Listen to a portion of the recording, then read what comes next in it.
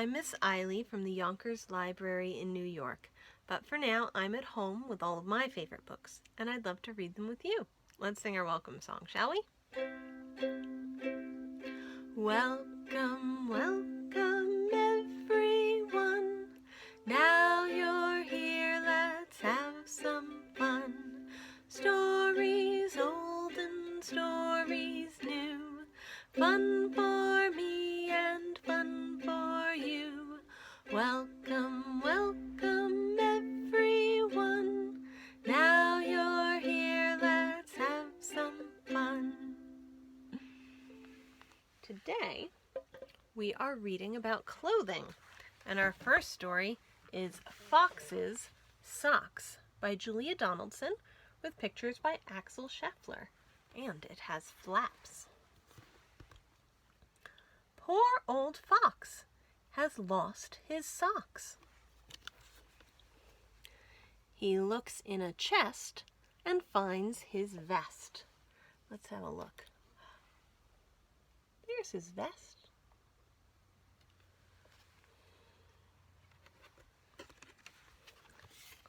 On it goes, but I've got cold toes.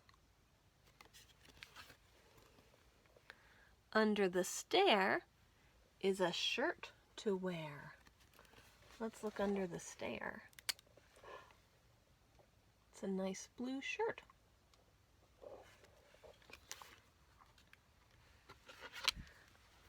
The shirt goes on, but my socks, they've gone. In a cupboard up high, he finds his bow tie. Let's see if his bow tie's in there.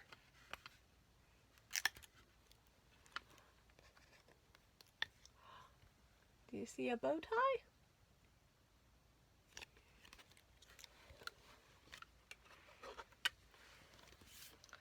The tie looks neat, but I've got cold feet. Under the mat, he finds his hat. Let's see, is there a hat under there? There is.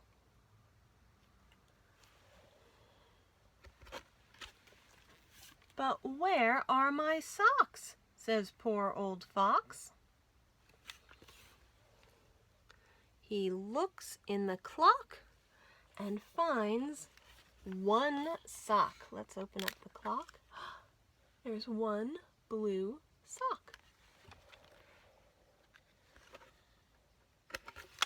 But Fox needs two. What can he do? Open the box. Let's see what's in the box. At last, two socks. Who's wearing the other blue sock? A jack-in-the-box. And that is the end. So Fox found his socks, and it looks like he's got some pockets too. Why don't we sing a song about what I have in my pocket? And it goes like this. I've got something in my pocket, it belongs across my face.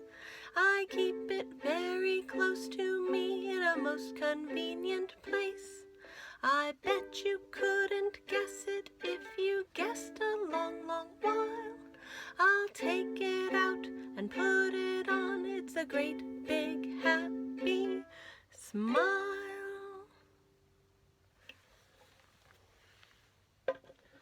Our next story is about what Corduroy does when he gets a pocket.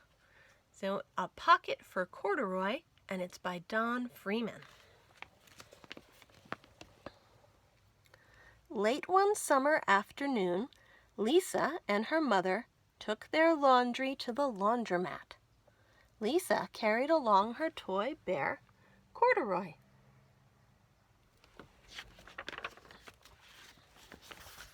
The laundromat was a very busy place at this hour.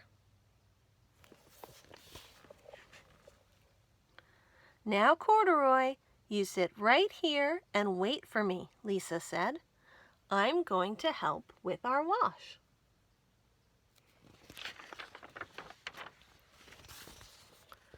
Corduroy waited patiently. Then he suddenly perked up his ears. Lisa's mother was saying, "Be sure to take everything out of your pockets, Lisa dear. You don't want your precious things to get all wet and soapy." "Pockets?" said Corduroy to himself.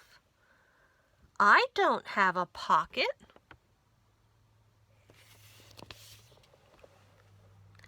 He slid off the chair. "I must go find something to make a pocket out of," he said, and he began to look around.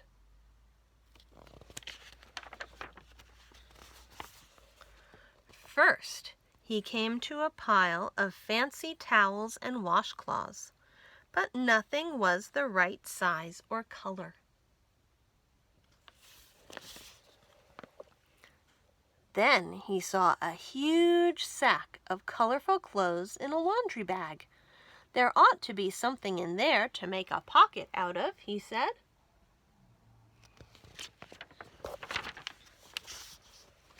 Without hesitating, he climbed inside the bag, which was filled with pieces of wet laundry.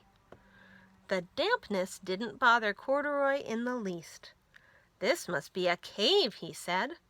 "I've always wanted to live in a dark, deep cave." Later, when Lisa looked for her bear, he was gone. "Oh, Mommy," she cried, "Corduroy isn't here where I left him." "I'm sorry, honey," said her mother, "but the laundromat will be closing soon, and we must be getting home."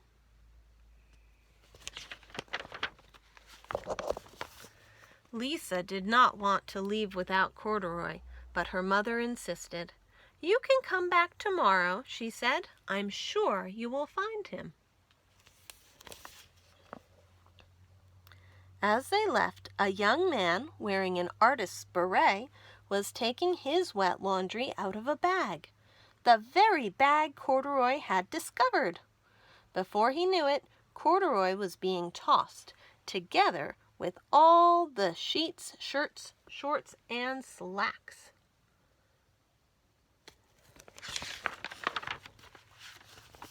Inside the dryer.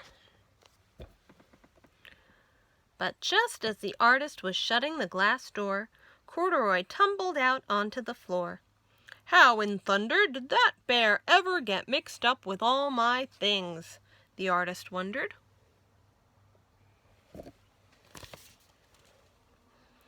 Poor Corduroy was damp all over. "The least I can do for him is give his overalls a good drying," said the man. He unbuttoned Corduroy's shoulder straps and put his overalls in the dryer.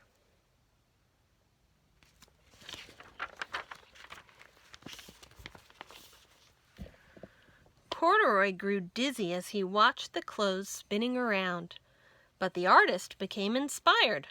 "This would make a wonderful painting," he said as he took a sketch pad out of his pocket and began drawing the swirling colors.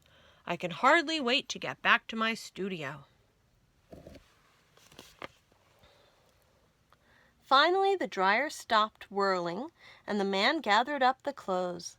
Then he helped Corduroy put on his warm, dry overalls. All at once, the manager of the laundromat called, "Closing time! Everybody out!"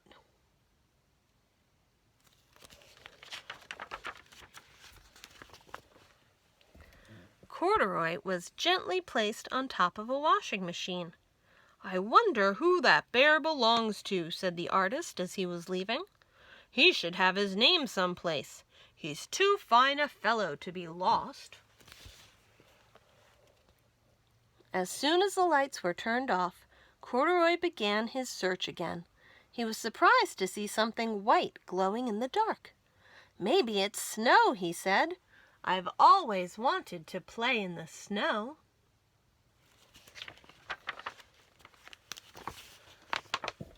He accidentally tipped over the open-lidded box, and suddenly he was covered with soft, slippery soap flakes. Gradually, Corduroy began to slip and slide.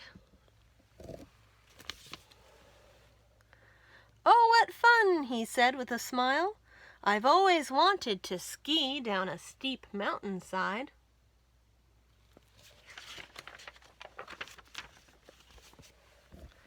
He landed paws first in an empty laundry basket. "This must be a cage," he said, peeking through the bars. "I've never wanted to live inside a cage like a bear in the zoo."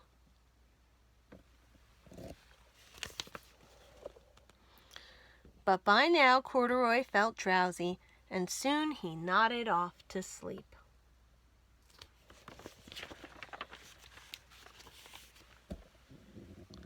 Next morning, when the manager came to open the laundromat, there was Lisa waiting. "I left something here yesterday," she explained. "May I look around?" "Certainly," said the manager. "My customers are always leaving things." Lisa was searching under the chairs and in back of the washing machines when she heard the manager call her. "Is this what you're looking for, señorita?"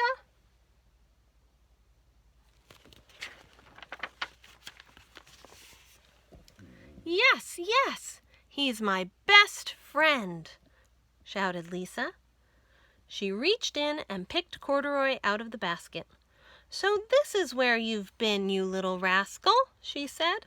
"It's time I took you home." Lisa thanked the manager and ran down the street, holding Corduroy tightly in her arms. "I thought I told you to wait for me," she said. "Why did you wander away?" "I went looking for a pocket," Corduroy said. "Oh, Corduroy, why didn't you tell me you wanted a pocket?" asked Lisa.